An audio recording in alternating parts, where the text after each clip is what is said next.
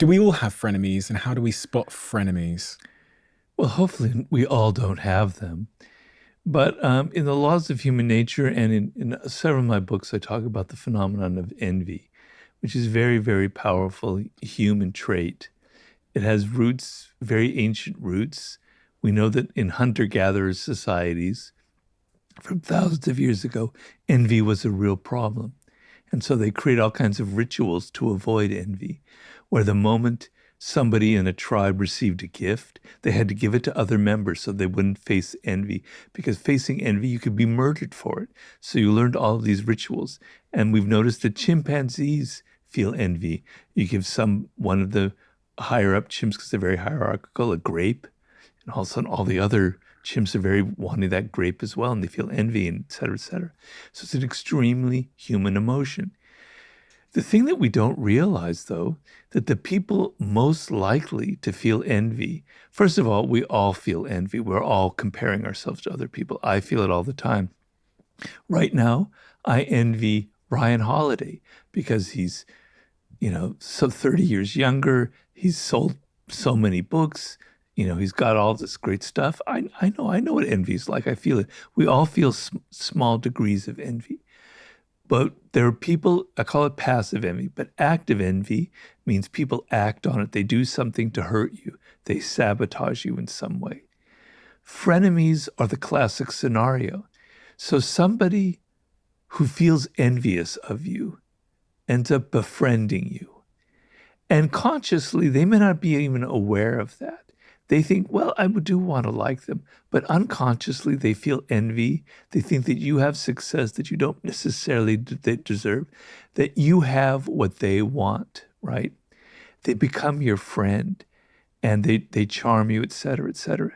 And then lo and behold, you start noticing all kinds of behavior that's very ugly that you weren't expecting because they're your friend. They start saying bitchy comments that get under your skin, that make you feel insecure.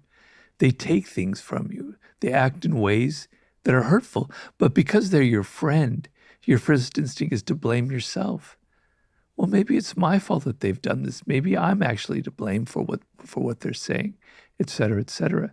So I believe behind the frenemies phenomenon is this phenomena of envy, where the person secretly wants what you have and they're becoming your friend so that they can wound you.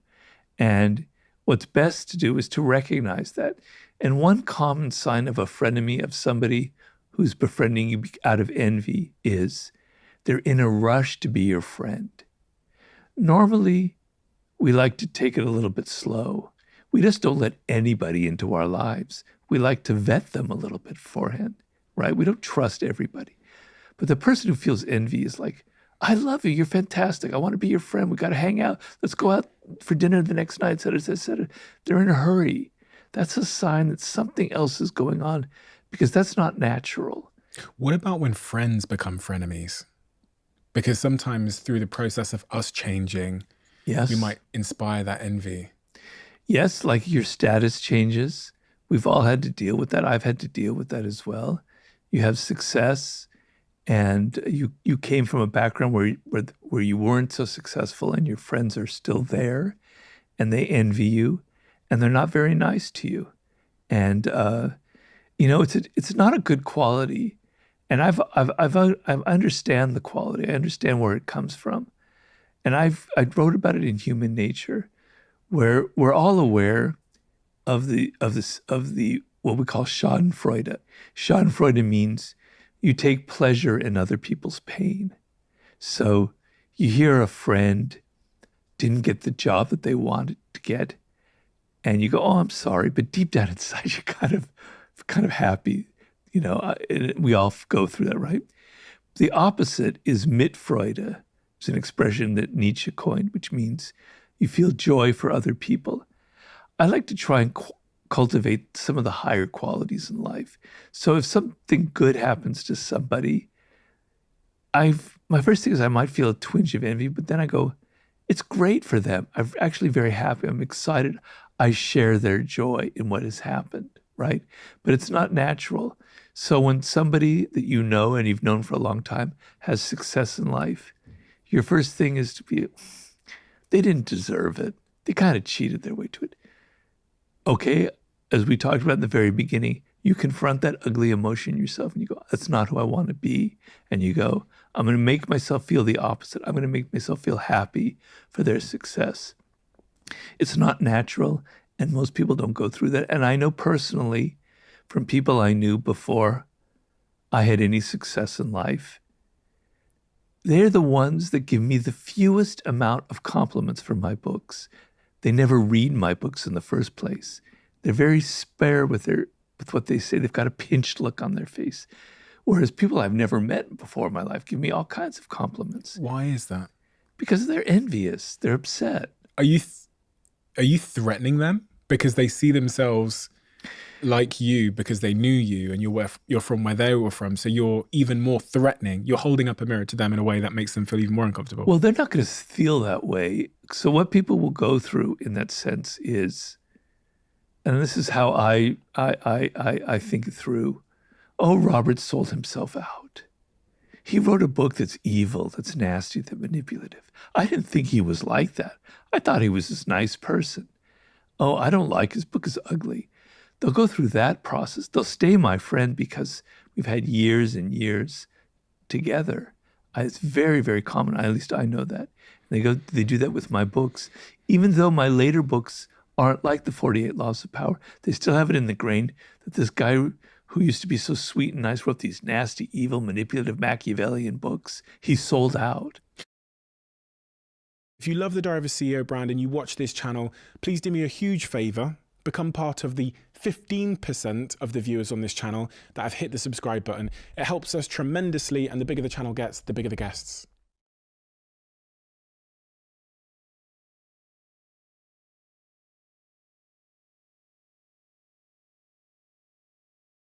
First and most important step is mastering yourself before anything else. But the problem in mastering yourself is a lot of it has to do with gaining discipline. If you just go out in the world without any sense of what other people are like, of what their needs are, you're just going to say stupid things, you're going to offend people. So you have to understand the social game and how to master your appearance and how to make people like you in some way, right? But the other thing is you want to gain a sense of discipline. Self-discipline. It's no good if people tell you to do things, if people tell you to work, if they force you to do this, A, B, and C. It has to come from within. You have to have initiative. You have to be motivated to do things. And what I've learned over the course of writing my 7 books and through the course of my whole life is that you master yourself through learning something that you love, that interests you. That's how you develop discipline. So if you're studying things, if you're entering a career that doesn't suit you, that you don't really love, that isn't really your dream, then it's going to be very hard for you to master yourself. It's going to be very hard to gain that discipline. You're going to be tuning out. You're going to be distracted. You're going to be on your phone too much. You're not going to be focusing deeply, which is how you master yourself. To me, the key to life, the key to everything, the key to success is figuring out what you love. You got to first figure out, I call it your life's task, what you were born to create in this world. Everybody is born as an individual. There's something very unique about you. And I mean every single person out there. I don't just mean people who have special talents. Everybody has this power within them. Everybody is unique in some way in their DNA, in how they were raised, in their early encounters in life. And the trick in life is bringing out your uniqueness, bringing out what makes you weird, what makes you strange, what makes you different, and leaning into it and creating a business, writing a book, going into some field that reflects that uniqueness. If you discover what that is when you're in your early 20s, more or less, then you're going to learn at a much faster rate than if parents tell you to go to law school and you go to law school, but it doesn't really connect with you and you're tuning it out and you're not really learning. But if you find something that you love, you're going to learn at a very fast rate. And as you learn, as you develop skills, as things improve in your brain, you're going to be gaining discipline. You're going to be mastering yourself. Because I believe that you master yourself in what you actually make and what you create. I only became who I am through writing my books. It's writing my books that changed me. It has made me a different person. Your work is going to make you a different person if it's something that you love, if it's something that excites you. So the key to everything in life is making that choice early on in your early 20s about what you were destined to create, what really suits you, what fits, what meshes with your uniqueness. Once you discover that, the whole game kind of opens up to you and everything will start to make sense. Now, of course, the main question is that people ask me is, how do I find that? Exactly. I think a lot of young people today are sometimes afraid to be different. Especially in school, you're not encouraged to be different. No. If you stand out, you get teased. I mean, people like maybe dress differently and stuff, but truly being unique in your work, in your ideas, in your thinking, in what you love is something that a lot of people are afraid of. And if you look at anybody who's successful in music, for instance, they're all unique. There's nobody else like them. I mean, back in my day, I was a big David Bowie fan. There's nobody like David Bowie, right? These are people that understood their uniqueness. They weren't afraid of it. They embraced it and they used it. Okay, so that's extremely important. So the question is that I get asked a lot is, Robert, I don't know what my life's task is. I like A, B, C, D, E, F. I'm like at a supermarket and I can just choose all these different goodies and candies and things, but I can't figure out what's the one thing that I'm really made to create in this world. And the problem is, because this goes back to mastering yourself first, is you're impatient. People today, everybody who's young, I was like this when I was young, you're impatient. You want things right now. You want an answer. You want Robert Greene to tell you, this is what you were meant to do. This is how you find your life's task, A, B, C. I give you these clues and you're just going to find it like on an Easter egg hunt or something. It doesn't work like that. You have to be patient in this world. Figuring out who I am, figuring out what I love, figuring out what I was meant to do. It's going to take months. It could take years. You have to be patient. You have to be open and willing. It's an adventure. It's a journey that you're on. So I say, all right, let's just first start on that thing that I'm not going to give you an answer right away. You have to be patient. And then it's a matter of going into yourself and being introspective, which is an incredibly important skill to have in life, to be able to withdraw from the group, withdraw from your phone, withdraw from your friends, be alone, listen to yourself and write things down in a journal and go, these are my thoughts. These are what I like. This is what I love. This is what I hate. When I was 5 years old, I really, really loved this activity, this endeavor. And then I kind of lost track of that and I forgot about it. You're going to be going deeply, deeply, deeply into yourself, not listening to what all your friends are saying, not listening to what people on Instagram are saying, just yourself, your voice. You have a voice inside your head that speaks to you about what you love, but you're hearing all these other voices from other people. Get rid of all those voices and listen to yourself.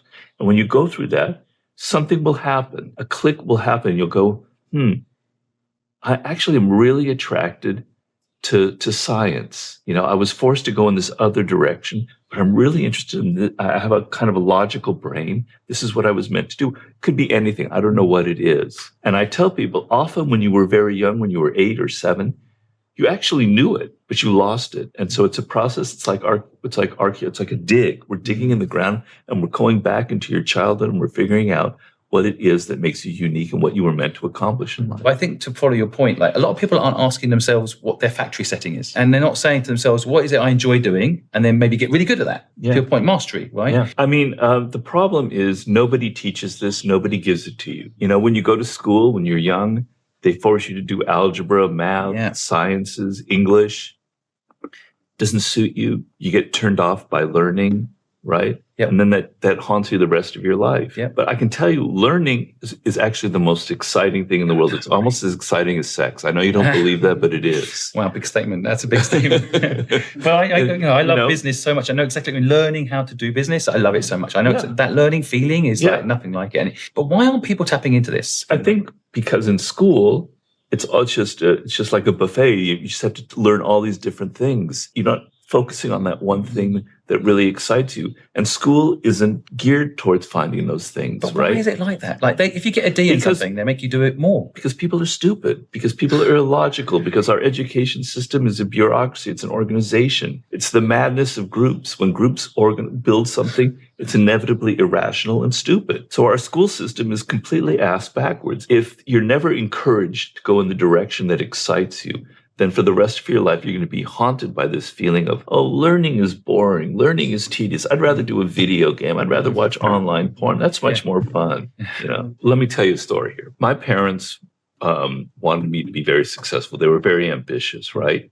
And they were kind of pushing me to go to law school, to medical school. And I was a literature person, right? I was just into books and learning and reading and novels, and I wanted to be a writer. And I wandered through life, my 20s.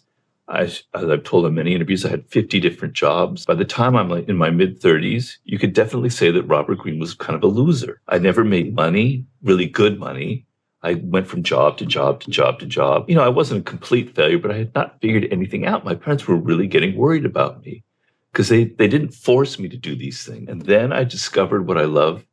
I found writing these kinds of books that I wrote. I was never interested in money. I was interested in doing what I loved. And now I've made more money than my father ever made in his entire lifetime. I made more money than I've ever would have made if I had gone to law school or med school, because I pursued what genuinely excited and fascinated Delayed me. gratification, you're partly talking about there, aren't you? Yeah. So you just followed the dream, and then eventually all the wealth comes, whatever wealth is these days anyway. So what do we need to know about human nature? People are tricky. People are not easy. Learning a math problem or coding, that's kind of easy and simple and linear. People are not linear. People are weird. They're difficult. They never say what they really think about you. Robert, I love your book. It's wonderful, but really they're thinking, God, what a sellout. I don't really, You never know what they're thinking. You never know what they're up to. It's tricky. It's deceptive.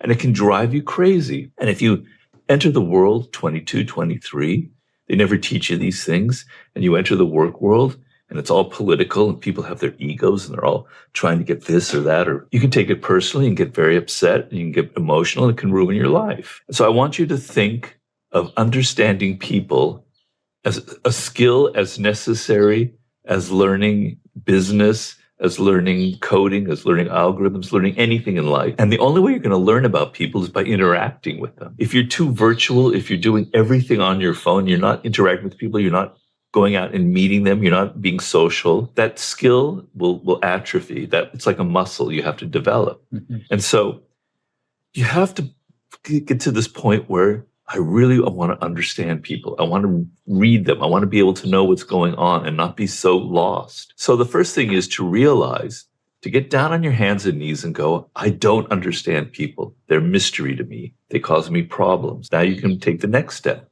And the next step is, you have to observe people. And the problem that most of us face is, quite honestly, we're more interested in ourselves than we are in other people. I make the point in my book, Human Nature, Laws of Human Nature, that we are all self-centered. We are all narcissists to some extent. We want to hear about ourselves. We love it when people talk about us. Other people, we don't think they're as interesting as us, but actually, other people are much more interesting than you are. Your thoughts are going round and round in circles, the same boring ideas. People are weird. They're strange.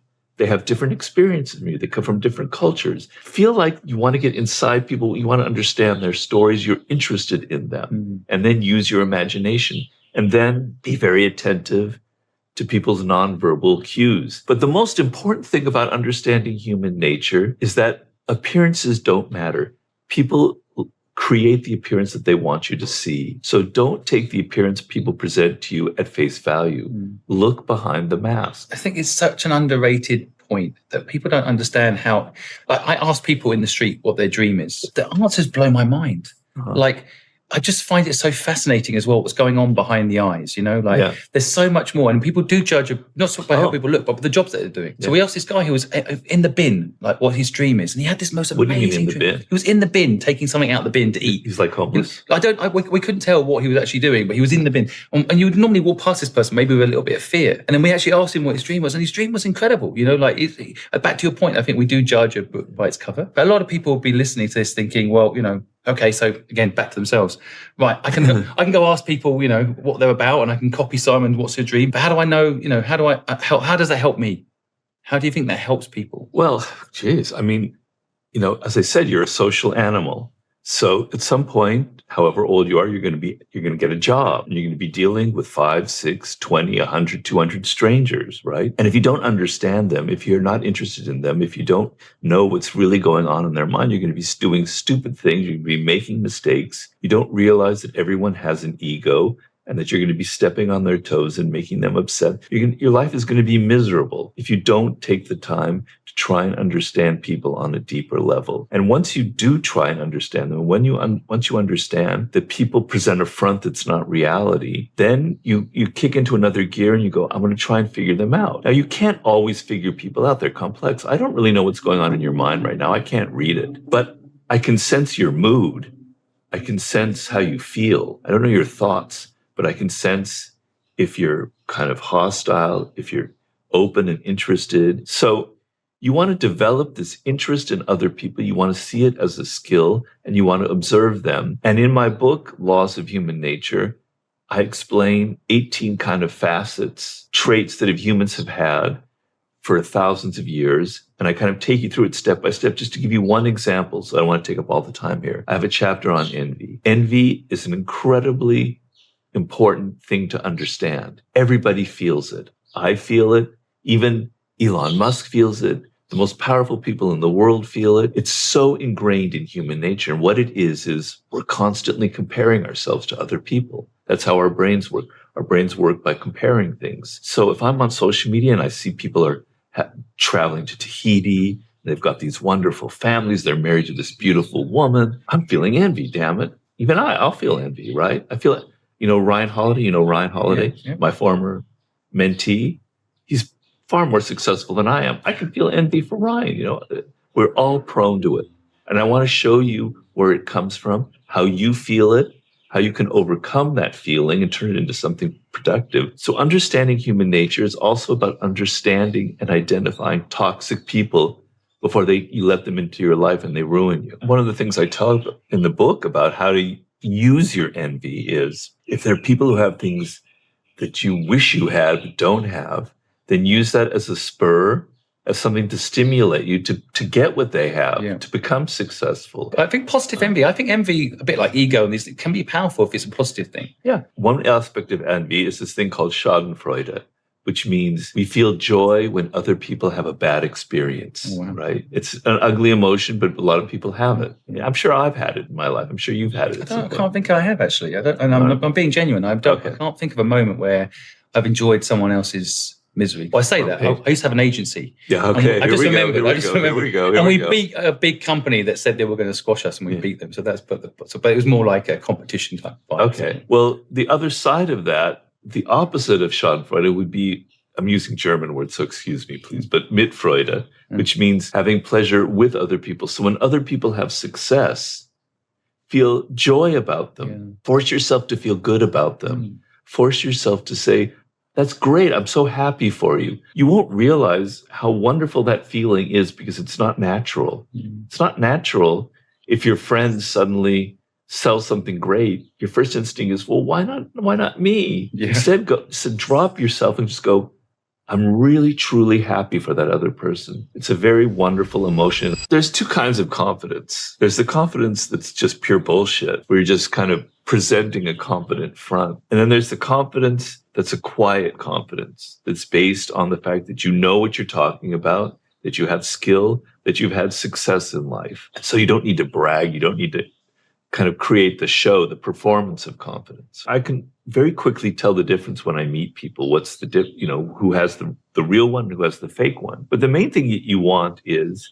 if you want to have confidence in life, it has to be built on something real. If, let's say, in the realm of seduction, which is one of my books, The Art of Seduction, being confident when you meet a man or a woman is very important, right? That sense of confidence carries over. They feel it, and it's very seductive. It's a very powerful quality. It's like charisma. If it's just you're trying so hard to feel confident, particularly women, they can see right through it, right? They can see the fakeness in that. But if it's built on the sense of, I feel comfortable, I've been successful before with other relationships, with seductions, if you want, it's based on something real. It feels real. Take it out of that. If it's like in your business world, you're not going to have confidence until you actually create something. But it can come in small pieces. Like in the first 3 months of this process, you find yourself learning skills. Okay, I'm going to start a business, right? I have a business in my mind. It's been my dream, right? Okay. I can't start right now because I don't have the funds. I don't have the money. Although you always do have the funds. You should start tomorrow anyway. But say I don't. I'm going to spend the next few months learning the first steps of the process. That already will build confidence that you're doing something, that you're not just living in your dreams and imagining it. So, okay, I'm going to learn. I'm going to go online, or I'm going to take a class.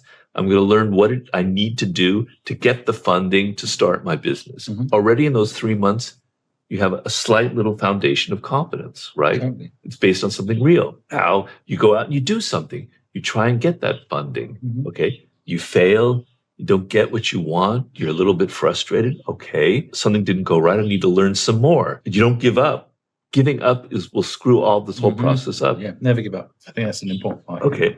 All right. So it didn't work. I'm going to try again. All right. So you go back to square one. You read more, you think about it, and then you try again, and now you get it. Whoa, your confidence level is starting to rise, right? You don't want it to go from here to here because that's grandiosity. That's not going to go anywhere. Confidence must be built step by step, by action, by success, by success, by success. Right? So you're here. Now you're here. Wow, I got the funding. Now you're starting business. Starting a business is hell. It's so complicated, so difficult. It's not going to be as easy as you thought, right? Okay, so you don't give up. You keep trying. And as you get any kind of success, you move on to that next level, on and on and on, you build it. Then, of course, inevitably in life, you're going to have failure. You're going to fall down, right? And your confidence is going to waver. But in the back of your mind, you will always have that memory of how you pushed past it, how you didn't give up, how you learned, how you got past the first failure. And it'll still give you a level of confidence that you can always fall back on. But the main point is, it has to be built slowly on things that are real, on things that you do. And if you do, it's confidence that will last you through your whole life. I think it's the best explanation I've ever heard of, like, it's good to fail. Because if you fail, you learn something. You go again and again till you learn something. And then you get the confidence because you failed so many times.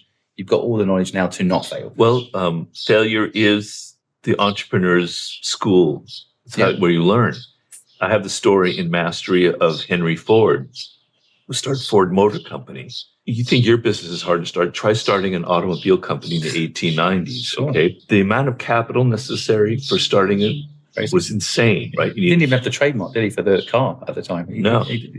So we had an idea about how he was going to do it, but his first company failed completely. He's going to start his second company, and everybody in the business goes, Henry Ford's a failure. We're not going to give you money. Once you fail in this business, you're gone. He somehow conned somebody into giving him money. Tried a second time. It was a disaster. It's even worse, an even bigger failure. Right now, he's totally ruined. No one will ever go near him. He found some kind of naive Scottish investor. He got the money from this guy.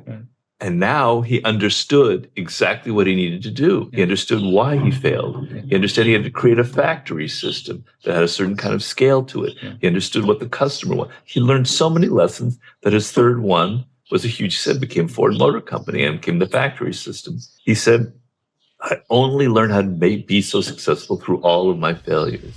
It's hard to learn things when everything's just an idea, when it's just abstract. We're concrete people, we're animals. We live in our bodies, right? And so if you're all in your head, it's really hard to learn. But if you're doing it, you learn so much faster. So if you want to start a business, you can spend 5 years putzing around. Oh, I've got to get better at this. I've got to go to business school. I've got to read this book.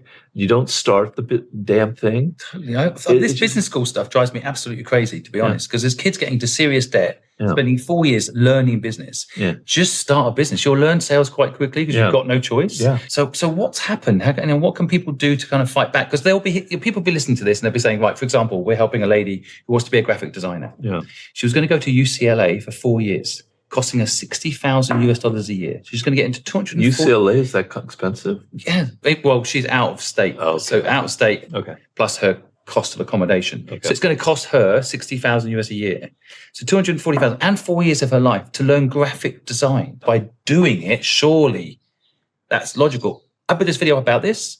People telling me, no, she should go and learn. She should go to UCLA. And what's happened? That's the default. Everyone believes is the way to do things. One of the people that I interviewed in Mastery is a man named, his name just suddenly, Paul Graham. Sorry. Okay. You know who Paul Graham is? Y Combinator. Yes, Y Combinator. Big fan. Yeah. In the 70s, he was a hacker. Early on in the computer era, he learned hacking when he was very young. He went and studied AI at like MIT, some university like that. And then he decided that he wanted to be a painter, and he left school and he went to Italy and he studied to become a painter. And then one day he was in New York in a loft trying to paint. He had no money. And he heard an ad on the radio that the internet, which was just starting out, would be where people would buy things, but nobody thought of that. He goes, with my skill in coding and my design skills, I'm going to create that. He created it. He sold it to Yahoo for $5 million, and then he went on from there. He started Y Combinator, and Y Combinator is like a school for entrepreneurs, right? And the idea is we'll teach you how to start your business, and then we'll own a share of it, okay?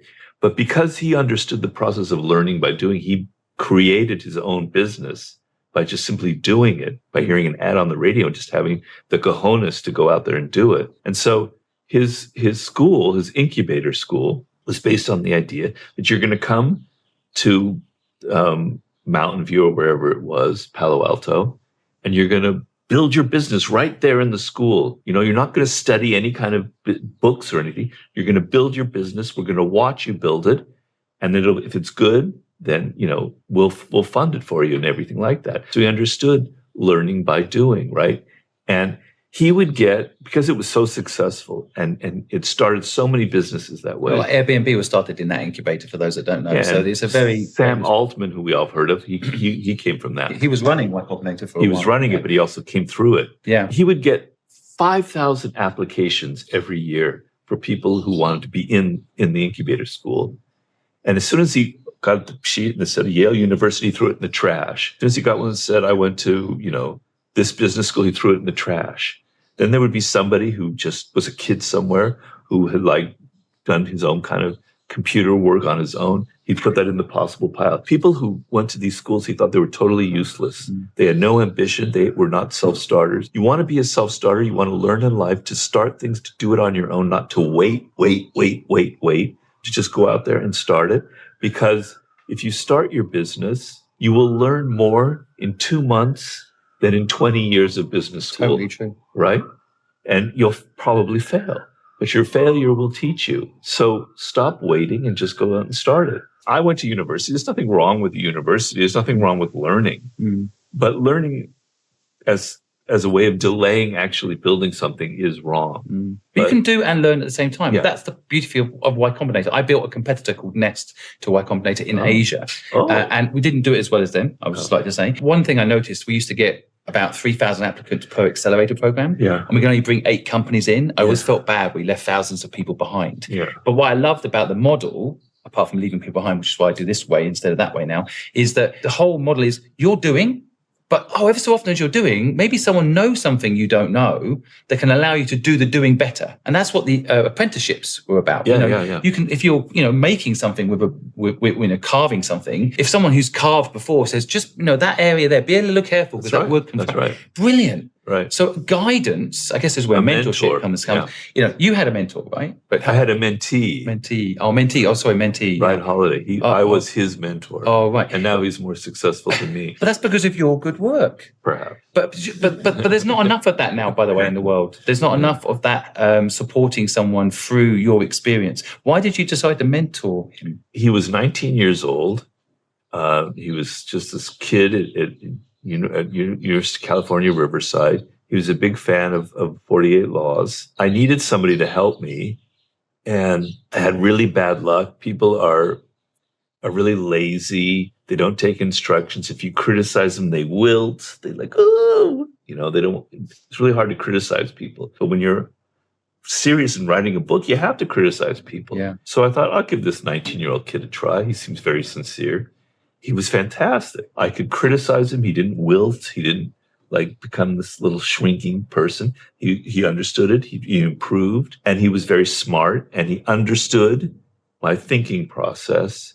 And so I can't take credit for him because he's very motivated, very ambitious, and he's extremely smart. But I helped him. I helped him along the way. I taught him. I got him a job at American Apparel where I was on the board of directors, which gave him the idea for his first book. So I can take credit for that. But I also taught him kind of the bread and butter of how to write a book, how to organize it, how to create notes, how to research. So I helped him in that sense. And now he's a global phenomenon. People are listening, and they I think learning by doing is quite an obvious thing, but people are scared to go and do it on their own. Just to, again, ask the same question kind of, but like, how, if people want to get a mentor, what do you think the way is to get someone to help you with the doing? Do you think there's any way you go about? Well, not to promote myself, but I have a whole chapter on it in Mastery. Oh, okay. It's about mentorship and why it's so important. It's exactly what you said, that people can watch you, they can see that you're doing it this way, but you should do it that way.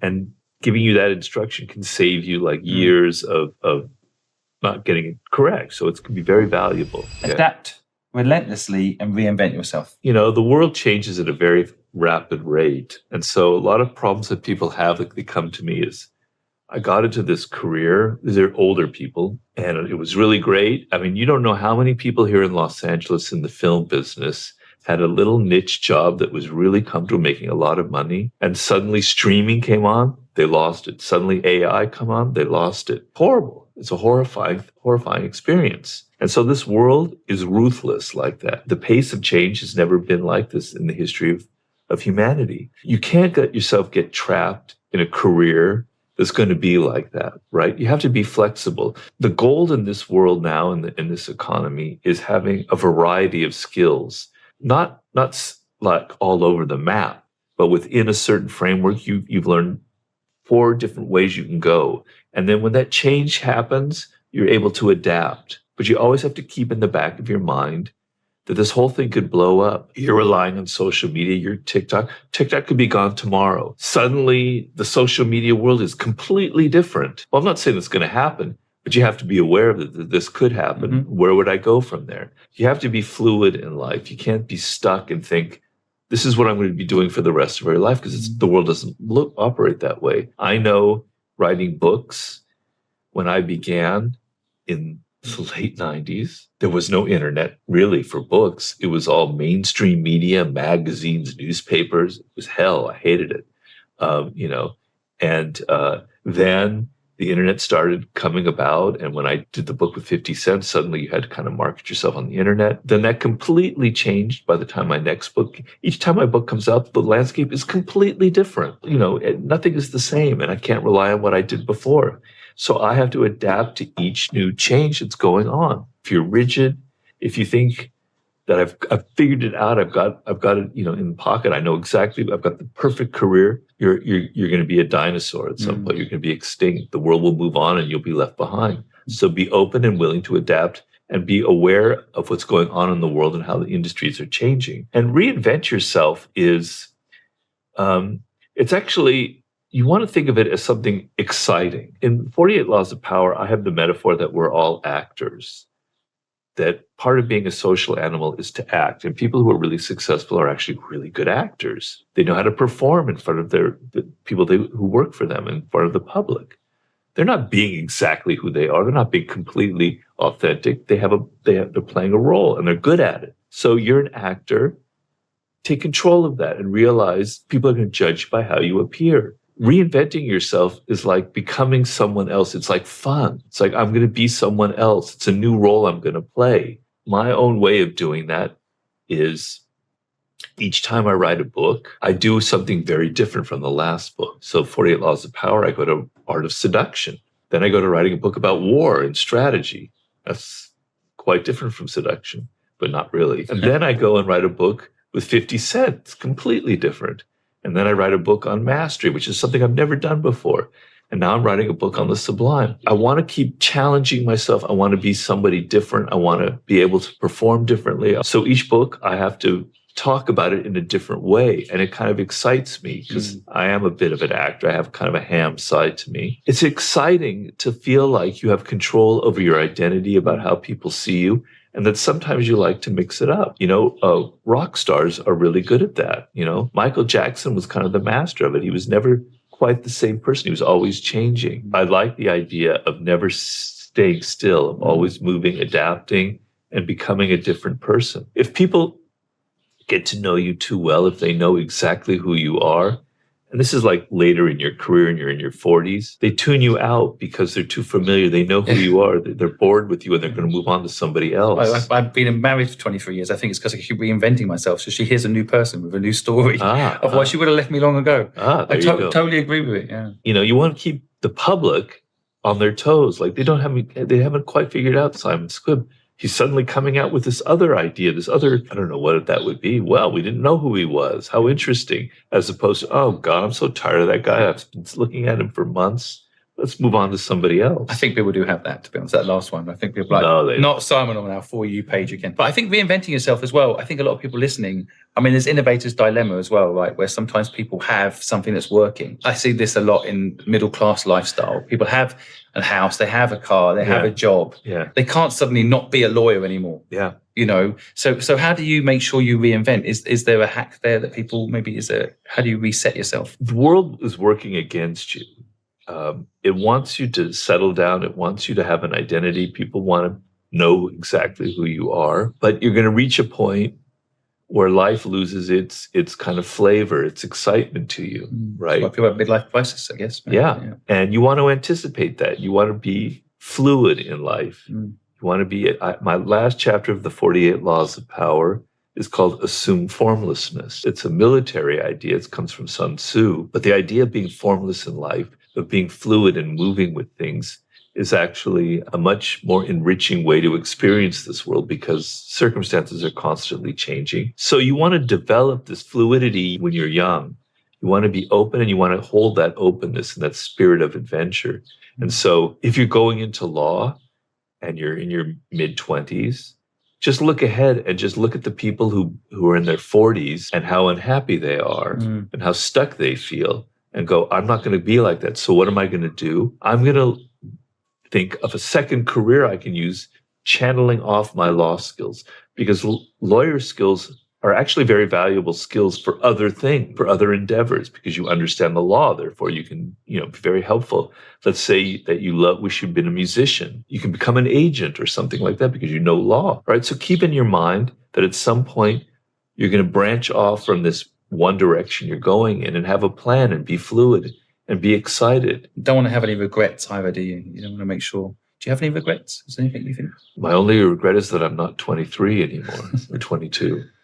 But I can't. I'm sure really that technology is coming. No, no, I don't have any regrets because everything worked out for the best. In Buddhism, there's the Dharma wheel, and it turns everything, and everything kind of happens according to the Dharma, which is law. So here, the Dharma wheel has spun, and now I'm talking to you. That's just the way it was meant to be. So I'm happy. I have no regrets. So finally, just to ask, reinventing yourself. I think the big thing right now is AI. What's your take on that world? What do you think is going to happen there? I'm not personally a lover of AI.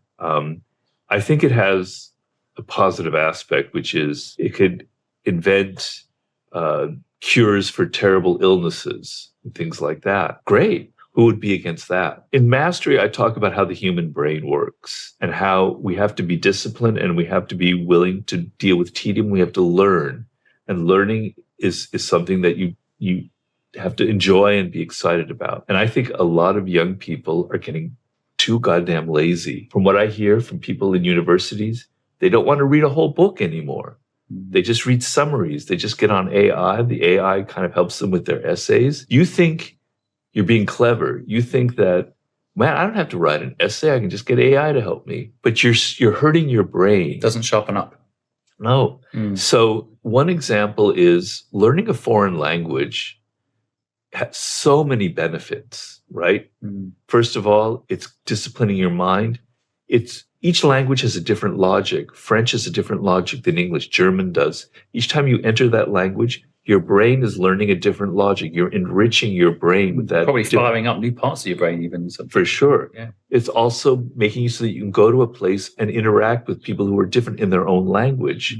And speaking another language makes you into a different person. People tell me that when I'm in Spain, I lived in Spain, I became Spanish. I was much more kind of aggressive and masculine, and my hands were going all over the place, It changes you. But now with AI, people are just going to their goddamn phones and they're getting like translations for everything. They go sit to a restaurant and they go, how do I order this? And it gives them the whole thing and they spit it out in a really bad accent. You're cheating yourself. Use it as a tool. It's a tool. It's not, don't become a slave to technology. Be the master of it. I use AI when I'm needing a research problem that I can't get it. So I ask ChatGPT, and sometimes it gives me a good answer and I use it, but I select it. We fetishize technology so much, but we really should fetishize is the human brain. The human brain is, if you think about it, 50,000 years ago, we didn't have language. We were these hominid creatures. Through the development of our brain, we created language, which no other animal has. And our brains just exploded and they became, scientists have said, it is the most complex thing in the entire universe. The number of neurons in your brain that can connect is astronomical. It can't even be computed. Your brain is a wonder, which is something that's sublime. You were gifted with this at your birth, this insane instrument that no other animal, my cats are really clever, but they don't have that power. They can't, invent things. They guess the future. As far as I know. Yeah, they probably can. They're keeping quiet. They're smarter than that. Yeah. But AI is great. We invented it. Our brains invented it. But let's celebrate the brain that invented it, not the actual tool. Robert, thank you so much for taking time out to share your knowledge with us today. You're welcome. I feel honored.